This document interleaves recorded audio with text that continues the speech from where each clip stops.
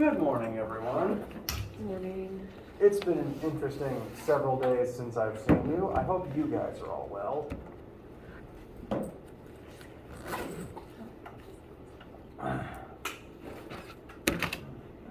Are you okay? Mostly. The injury is on my finger, and while it might seem small, I didn't want to drive all the way here if I didn't know for certain that it wouldn't just start bleeding again. It was a rough couple of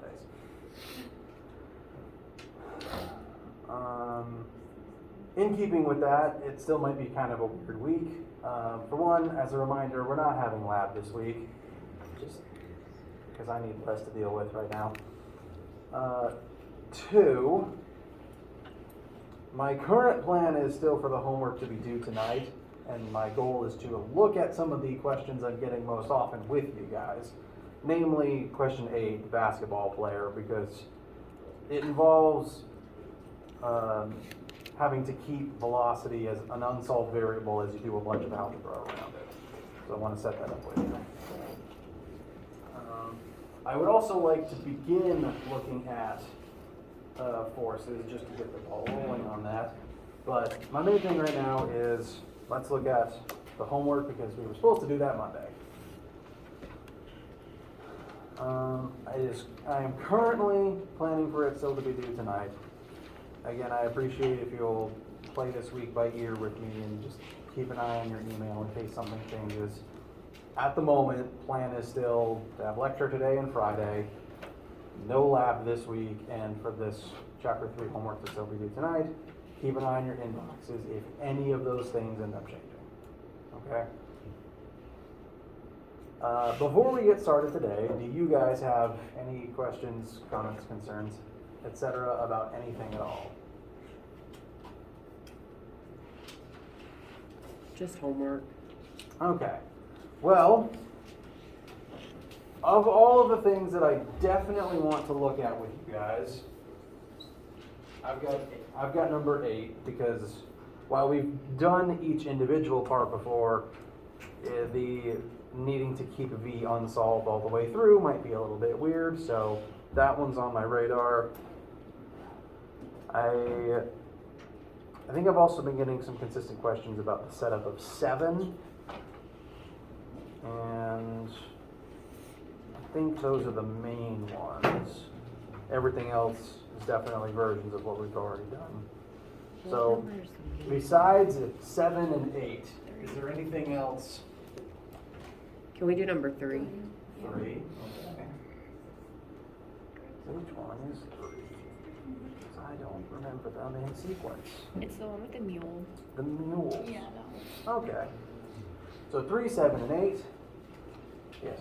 Can we look at 6? 6. Just like you said, that's the Mine was 11%. Okay. I only got it.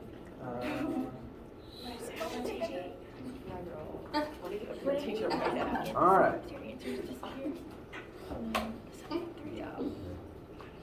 So we're going to spend at least the first half of class going over the setups for a couple of for at least these ones. Any other big ones that are burning on your minds? Okay. So I have the instructor numbered version here.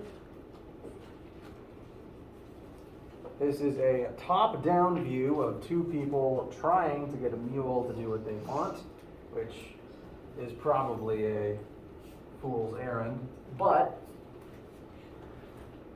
we have 2 force vectors for how these 2 are pulling on this particular mule. Forces are vectors, because we'll talk more about that very soon. But like with all vectors, you can add 2 vectors of the same type together. So right now, both of these people are pulling with 2 different forces in 2 different directions on the same mule. Mule? Yes, mule.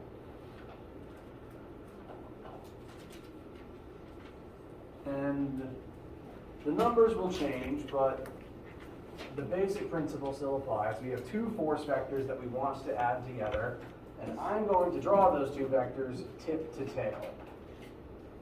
So from the origin of the picture I'm about to create, let's start with force 1, which everyone does know the magnitude of, and everyone's will point at 60 degrees counterclockwise from the x-axis. And then, to draw them tip to tail, I'm going to put another little miniature origin right there on the end of force 1. And I'm going to draw force 2, which points at 75 degrees clockwise from negative x.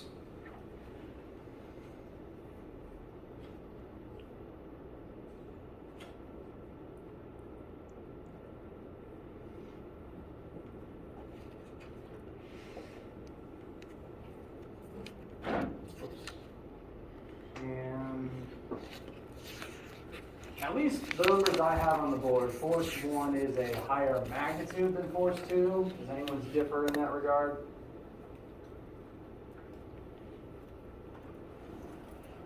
So just for my drawing, I'm actually going to shorten it too, since that one is supposed to be the longer one.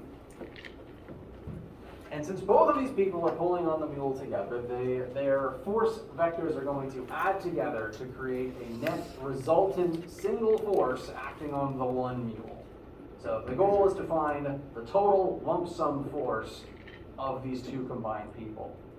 Now, just looking at the situation with what you've observed in the universe your entire lives, both people are pulling in the positive y, and one simultaneously pulls in the positive x and one simultaneously pulls in the negative x, but they're both pulling in the y direction. So, off the top of your head, what is the primary direction that the combined force is mainly going to point in? Positive y. Positive y. They are both pulling in the positive y. The y legs of these two vectors are going to add together, and ideally, we will get, for our combined vector, something with a pretty big y component, because they want the mule to go in the positive y. And because these are two humans, they're not perfectly able to synchronize the x legs, so there might be a little bit of force in the x-axis, but that'll be okay. The main thing is we want the mule to go in the y. And so we're going to have to break the two vectors down into their component forms to be able to add them together. Use green marker again.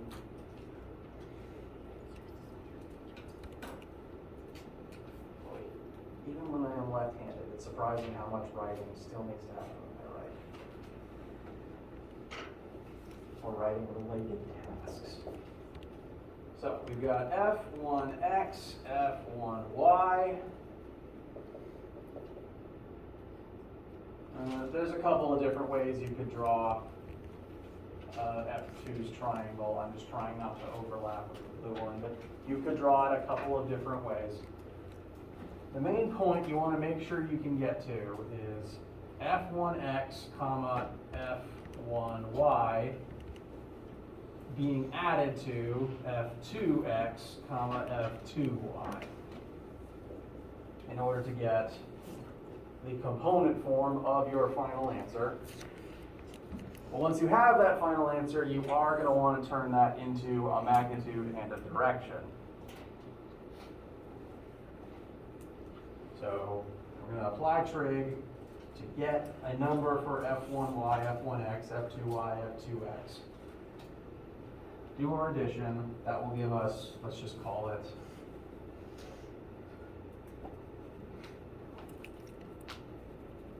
F3x and F3y. If not, then these are going to have to be turned into a magnitude and direction by looking at the triangle that they form. And that is the answer to the first part. So the first part is just the same old vector addition we've already been doing, just with a force vector instead of a displacement vector. The second part, part B, is a hypothetical question about what would it take for a third person to cancel out the force that the first two people are applying. And actually, before I get too far into part B, how do you guys feel about part A in general? Part A is very much stuff we have done before, just with force vectors instead. Okay. Now part B is turning this from two people dragging a mule into three people in three-way tug of war.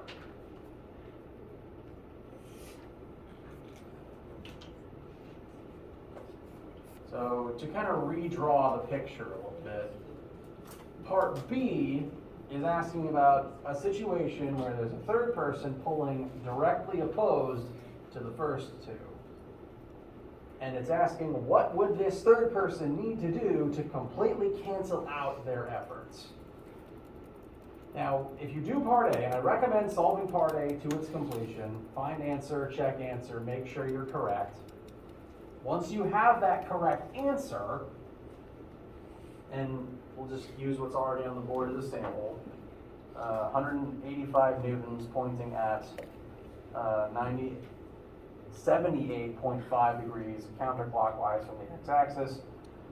This hypothetical third person would need to exert the same combined force, but in the opposite direction to cancel them out. So, if the first two combined together to create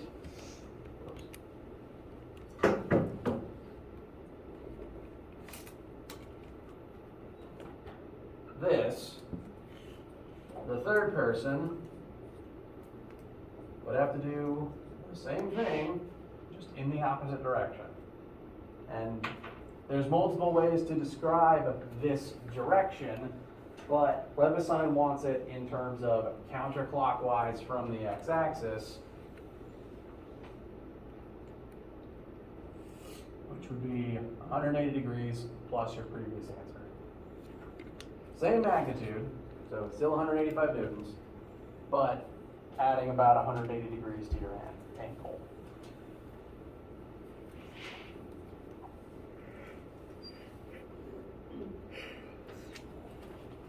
How do you guys feel about that one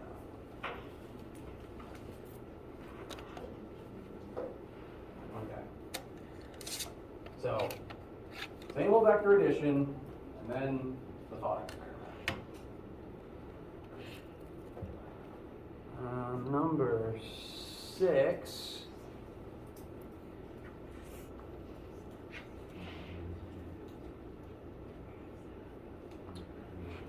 Interesting.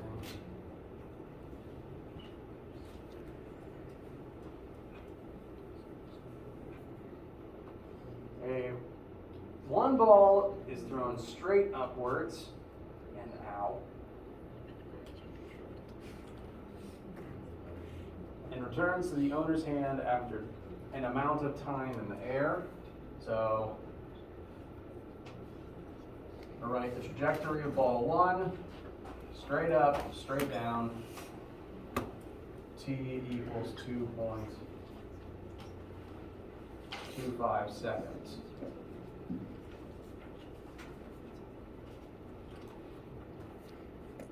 Everyone's time will differ slightly.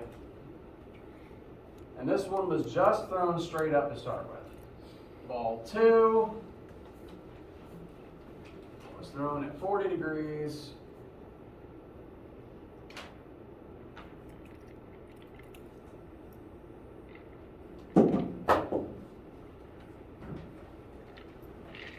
At a different starting velocity, so let's say VI1, VI2, two different starting velocities, two different angles, and likely two different times in the air, because it doesn't comment on the time the second ball lasts, but it does comment that they reach the same maximum height. So I'm going to call delta y max the same between these two things. And we are asked the launch speed of both balls. Now, with the weird combined setup of this one, I can see why being asked both of these questions simultaneously could be confusing. We are going to completely ignore ball 2 to begin with. Let us simply begin by looking at ball 1, ignoring that ball 2 even exists. Ball 1 was thrown up, it fell back down, and it did all of that in 2.25 seconds. Or, well, insert your time here. So, things that we definitely know about ball 1 is T. We know how long it was in the air. We also know that in that amount of time, it rose and fell back down to the same hand. And that's going to make delta y equal to 0 for the entire trip.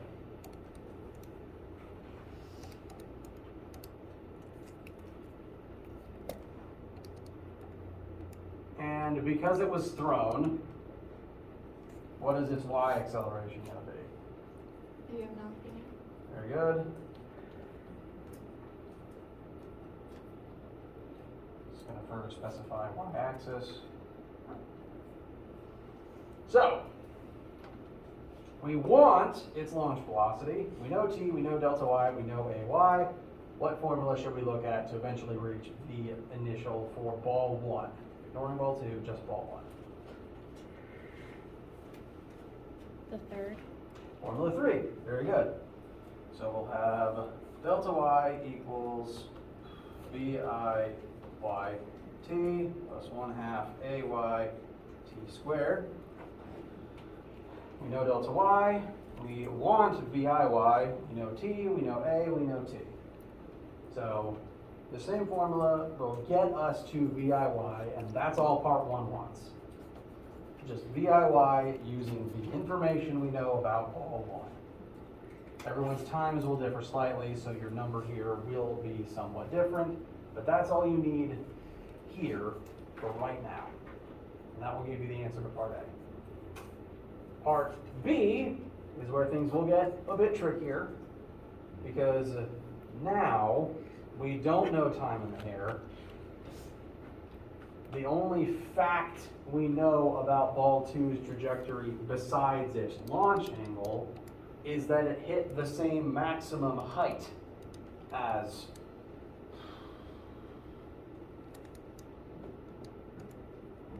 ball 1. I forgot how to talk there for a second.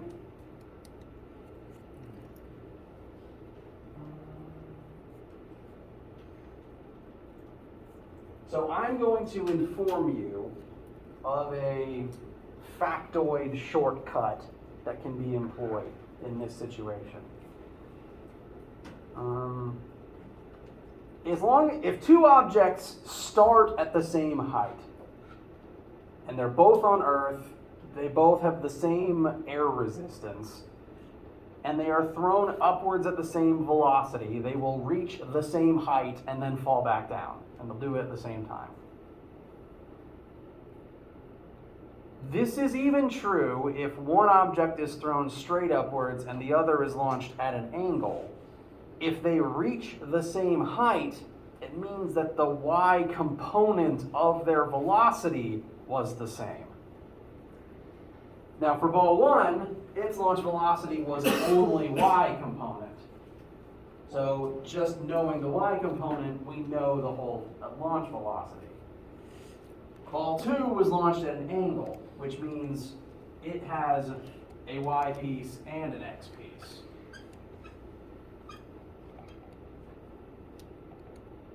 Vi2y, Vi2x. These subscripts are getting ridiculous. But because the two balls reach the same height, and because on Earth the gravity affecting them would be the same, to reach the same height they would need to have the same starting y velocity. So this velocity you've already found, so do part A to completion, get a correct answer. Once you have that correct answer, this number would be the same y leg of V2's triangle. So if I was to set this up using my numbers, the 40 degrees and the 11 meters per second, Why do I keep closing this marker when it's a pain to rebuild it? Why do I do this to myself?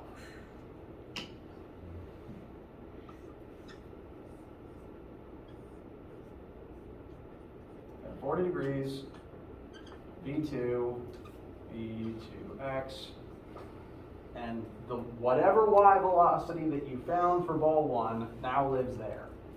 And then you employ a tiny amount of trig to find the hypotenuse of this triangle, which is now your answer to part B. So, shortcut to the universe, if two projectiles rise to the same height and they began at the same height, the y components of their velocity had to have been the same.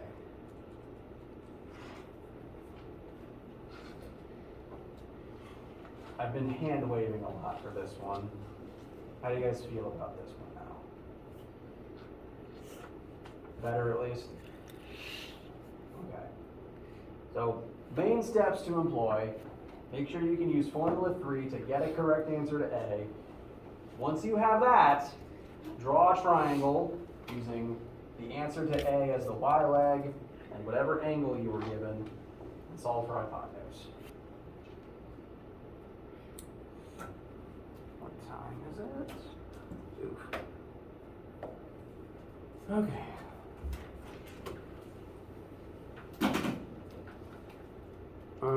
Seven and 8 are going to require me to draw some pictures, so I'm going to call a quick pause while I do that. You guys can get bathroom water, whatever you need. I'm going to get some water and set these two up, so hopefully they can happen a little bit quicker without me needing to pause constantly to redraw pictures.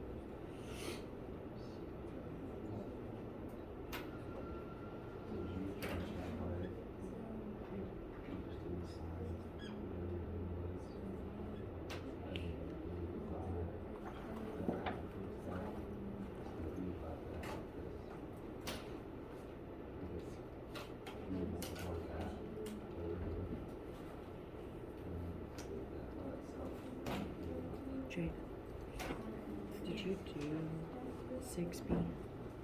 Did I do? Did you get it right? I haven't checked it yet. You want me to? Kind of, because mine's wrong. And I don't know what I did. I got a big number. I didn't. Oh, okay. If this is wrong, I'm blaming you. Okay.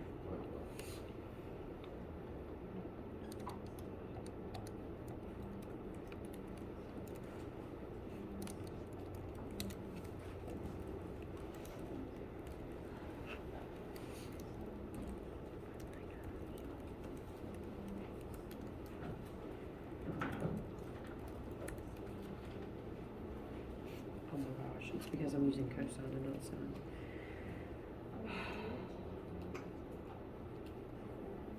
A little trig.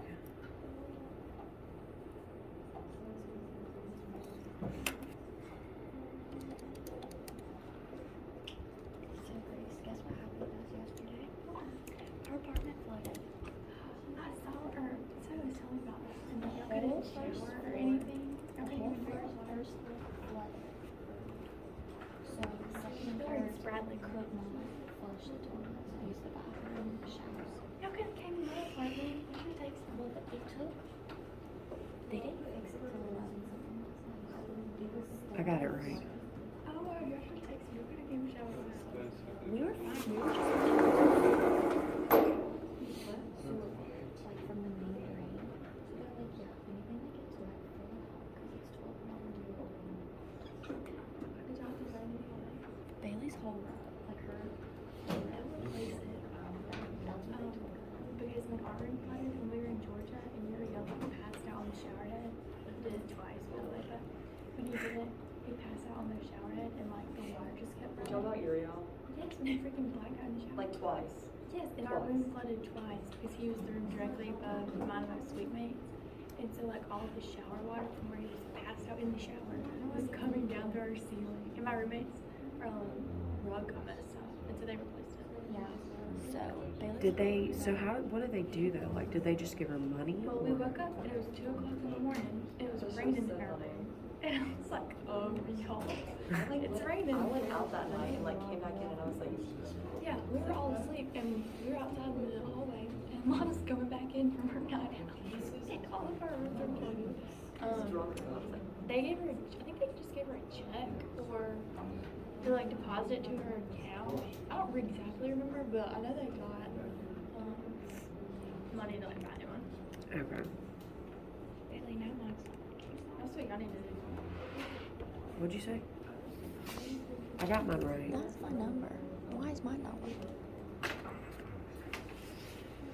Did y'all live in Georgia? Mm-hmm. We did. You're on the first one. So 15.9 is right, Mm-hmm. and then you have 40 degrees. 35. Where did That's y'all go yeah. sophomore year? Georgia. Georgia, we were in Georgia 2 years. And then Sprouted this year.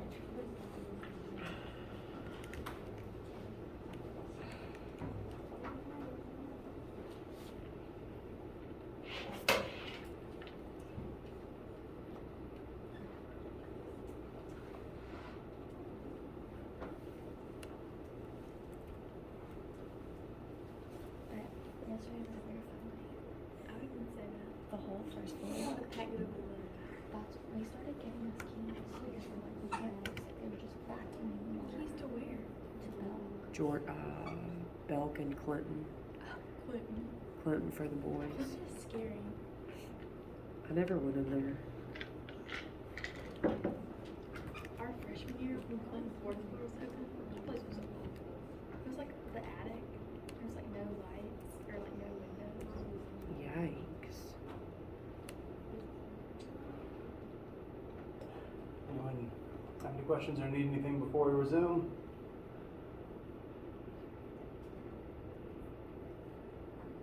Okay. So, number 7 is the football quarterback throwing a ball, and what you ultimately need to determine is what direction the receiver needs to run in to catch the ball, and how fast the receiver needs to run to actually make it there in time. And so I have drawn this picture. We have a quarterback, I guess not kicking the ball, but quarterback will project the ball everyone will have a different starting velocity, but you will know the launch angle. And that ball is going to travel some distance horizontally before it comes back and hits the ground. If we don't know that distance, we're going to need to find it. You also know where your receiver is. You will have a known distance from the quarterback to the receiver. However, I have encountered across a couple different versions of this question with different students' numbers that sometimes the ball will land past the receiver, and sometimes the ball will land in front of the receiver.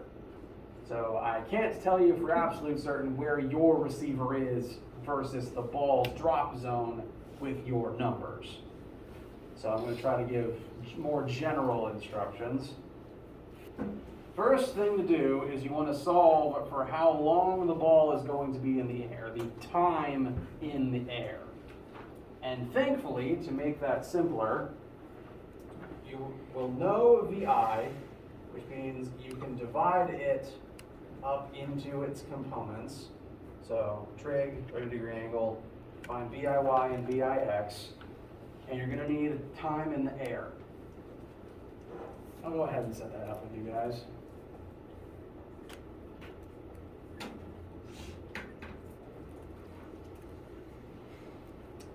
Because we are starting at, we'll just assume the ground, and ending at the ground, delta y is 0. You're going to plug in whatever your value for VIY is. Gravity is going to be the acceleration.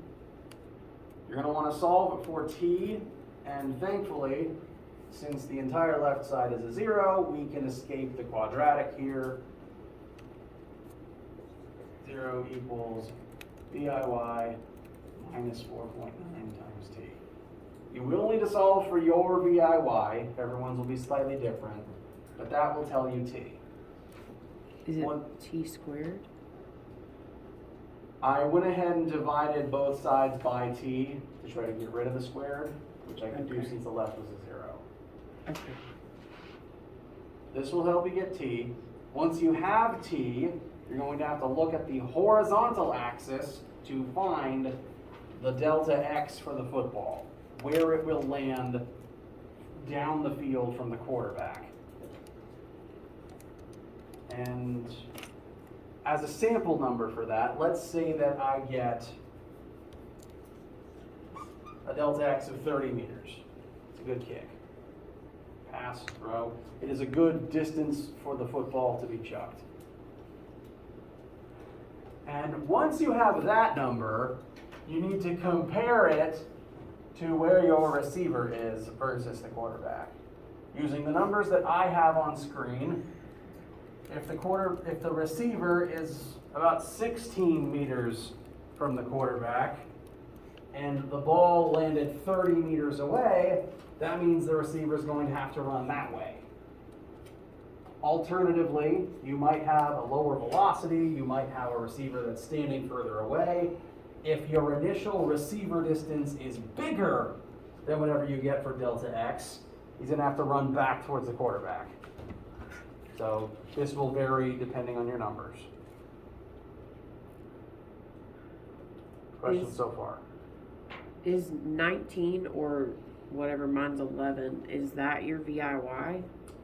Yes, but that is on an angle. Sorry, no. That's not VIY, that's just VI. Can you use it as VIY in that equation? Or No. You're going to have to do sine of 30 equals VIY over VI and figure out what VIY is. VIY, okay. That VIY will end up there. Once you have time, you'll use formula 3 on the horizontal axis to find delta x. Compare delta x to where the receiver is. I recommend doing part A, making sure you get that correct answer first. For part B, there's a reason I said solve for both time and delta x, because those are the numbers you need to actually calculate part B. For part B, you need to know how fast the receivist has to run to make it to the drop zone in time. Now, the receiver isn't starting from the ball's same position, so the receiver doesn't have to cover the same distance in the same amount of time. They're going to have to cover a slightly reduced distance in the same amount of time. To find that, I took where the receiver begins, subtracting that from where the ball lands to figure out the difference between those two numbers. So again, using just the sample numbers I have on the board, if delta x is 30 and the receiver starts at 16, the receiver would have to run 14 meters to get to the drop zone. And that 14 meters will need to be run in the same amount of time the ball was in the air. So the time you originally found goes there. I put an absolute value around it because the answer, WebAssign just wants to know the magnitude of the speed. It doesn't care about positive, negative, direction, forward or backwards. And I can't guarantee which of your numbers is, because everyone's receiver is going to be, could be on either side of the ball, some of you might get negative numbers, so I'm putting an absolute value around it to help remind you to get rid of any negatives that pop up.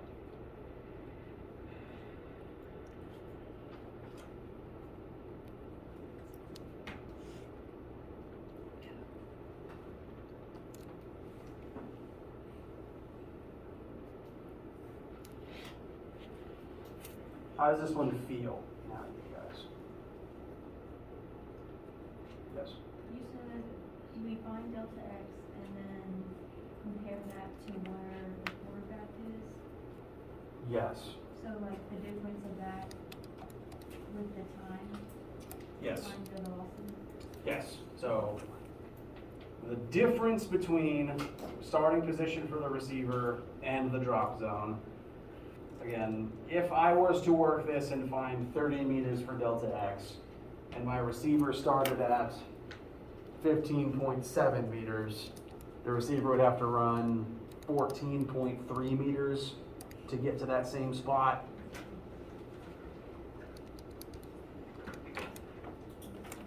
But some of you might have a receiver starting position that is bigger than this number.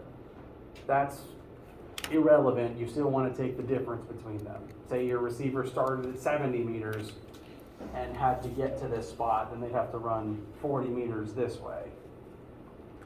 I'm doing a lot of hand waving and saying a lot of numbers. Again, how do you guys feel? Would it help, additionally, would it help your feelings if I said I'm favoring making this due Friday now? Yes. Okay. Because this is a lot of information for you to not be able to meet with me again before it's due. We're a little short on time, so I at least want to look at 8 quickly. 8, the situation is something we have physically looked at before. Ball is thrown, it will go some distance away, it will have some delta y, it will be falling as it goes. The actual formulas and the numbers involved are familiar. What's weird about number 8 is simply the things that you know and don't know.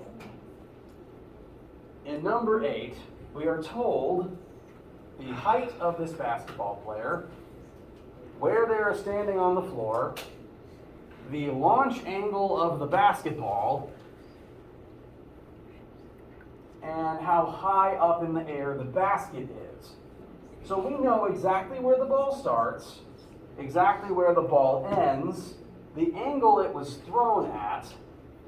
The one thing we aren't told is how fast it was thrown. And we need to figure out how fast it was thrown in order for it to have this exact set of ending coordinates compared to its starting coordinates and with that launch angle, which is going to be a non-zero amount of algebra. I have begun setting up this process on the board.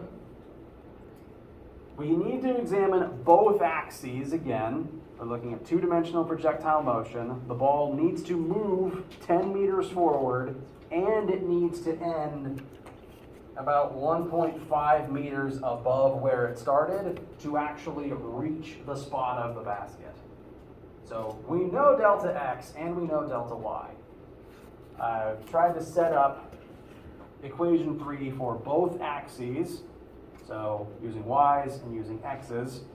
In the y-axis, we can find delta y because we know where it began, height of 2 meters, and this to end at a height of 3.05 meters. It needs to end 1.05 meters above where it began. That will be equal to the initial y velocity of the ball, which we don't actually know the starting velocity itself, so we can't find a number for that yet. We can look at the triangle and figure out the formula for VIY, which if sine of 40 is VIY over initial velocity, VIY would be the initial velocity, which is the thing we want, times the sine of 40.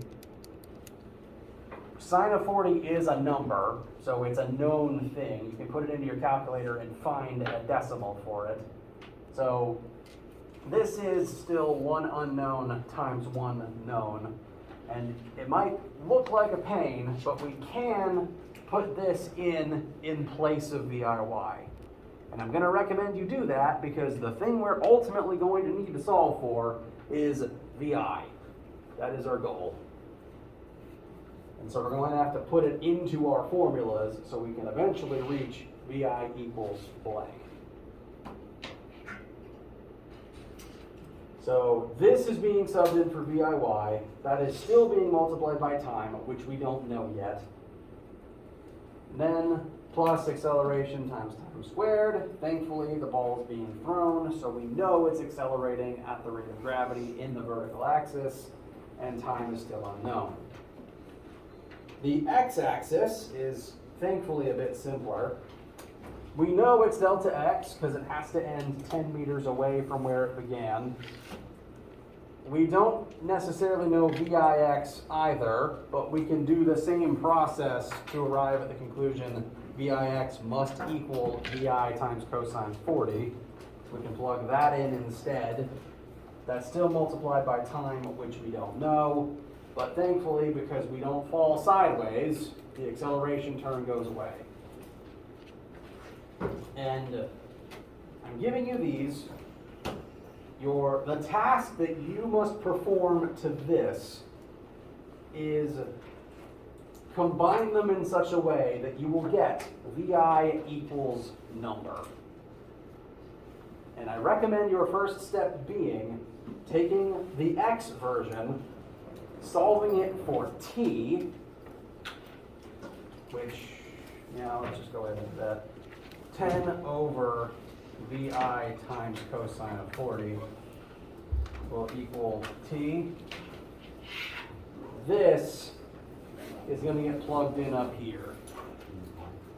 And you are ultimately going to need to find VI. And this is one of the reasons I'm giving you till Friday midnight.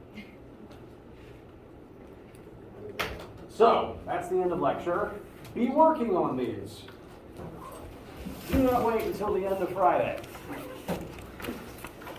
Come prepared on Friday to address any more concerns, and also come prepared Friday to begin looking at forces, because I really need to start talking about those. Be safe and have a nice day. Any ideas on a test date yet? Don't think that's. Sorry, no, that's me being mad at myself for having been distracted and not figured that out yet. No, No, you're that's fine. I was telling her, I was like, I figured that's probably not the highest thing on his priority list right now. I mean, that's fine. We could never take a test. No, tests will need to happen. Oh, It'll be in, I think my original estimate for middle to end of October is still going to be true. Okay. Because I want to get through a few more chapters so that energy is on that same test. Okay. And that will take at least another 2 weeks. Thank you. Have a good rest of your day. You too, thank you.